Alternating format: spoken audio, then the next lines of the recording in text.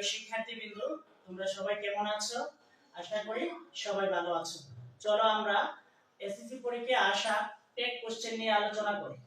Role 1 এ আমরা লিখেছি মূল বাক্যটি অ্যাফার্মেটিভ হলে ট্যাগ অংশটি নেগেটিভ হবে।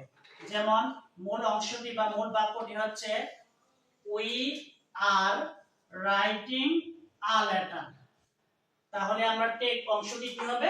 নেগেটিভ হবে। যেমন আর এর সাথে যদি আমরা নট যোগ করি আরএন, তাহলে এটার অ্যানসার হচ্ছে কি আরএন উই। অনুরূপভাবে he has played the game, has এর সাথে নট যোগ করলে হ্যাজেন হি। রুল 2 এ বলা আছে মূল বাক্যটি নেগেটিভ হলে ট্যাগ অংশটি অ্যাফার্মেটিভ হবে। যেমন মূল বাক্যে আমরা পেয়েছি নট, নেগেটিভ অংশ, তাই আমরা ট্যাগ অংশে শুধুমাত্র যে অক্সিলারি ভার্বটি আছে সেটি বসিয়ে ফেলবো, এটার সাথে আর কোনো নট যোগ হবে না।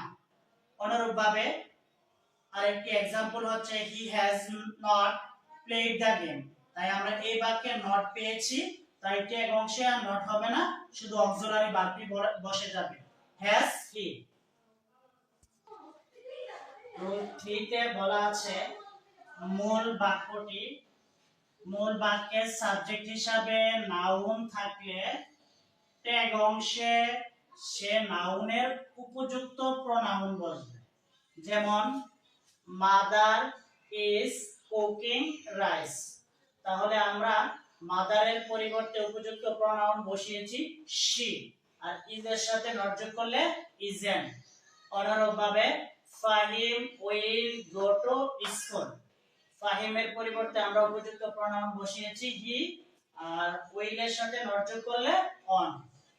আমি আবারও বলছি, যদি রুলটা হচ্ছে সাবজেক্ট হিসাবে নাউন থাকে সে নাউনের উপযুক্ত প্রোনাউন, সাবজেক্ট হিসাবে নাউন থাকলে সে নাউনের উপযুক্ত প্রোনাউন বসাবে।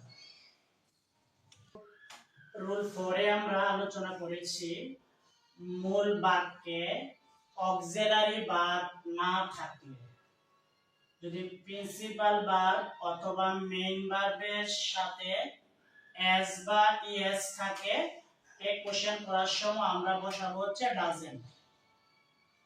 মূল ভার্ব বাক্যের যে মেইন ভার্ব থাকে তার সাথে ডি ইডি অথবা ভি2, অর্থাৎ ভার্বের যদি পাস্ট ফর্ম থাকে তখন আমরা বসাবো হচ্ছে ডিডেন্ট। আর যদি মেইন ভার্বের বি1 এস ইএস অথবা ইডি না থাকে তখন আমরা বসাবো ডোন্ট। আর একটি কথা আমাদের অবশ্যই মনে রাখতে হবে, বাক্যে কখনো নট একা বসে না, অক্সিলারি ভার্বের পরে নট বসাতে হয়। আর অক্সিলারি ভার্ব না থাকলে, আমি আবারও বলছি, অক্সিলারি ভার্ব না থাকলে মেইন ভার্বের সাথে এস বা ইএস থাকলে ডাজেন্ট, মেইন ভার্বের পাস্ট ফর্ম থাকলে ডিডেন্ট, আর মেইন ভার্বের যদি বি1 থাকে তখন ডোন্ট। যেমন পলি রিডস আ বুক, এই যে এই বাক্যের মধ্যে এস আছে, তাই আমরা টেক করার সময় এর সাথে বসিয়েছি ডাজেন্ট, আর পলির পরিবর্তে শি, ডাজেন্ট শি। পরের বাক্যে মাদার কেম হিয়ার ইয়েস্টারডে, তাহলে এইটা হচ্ছে কাম ভার্বের বি2 কেম, তাই আমরা এই বাক্যের মধ্যে বসিয়েছি ডিডেন্ট শি। পরের সেন্টেন্সটিতে আমরা লিখেছি ইউ ওয়াচ টিভি, তার মানে এটা আছে বি1, তাই আমরা বসিয়েছি ডোন্ট ইউ। আশা করি তোমরা এই ব্যাপারটি বুঝতে পেরেছো।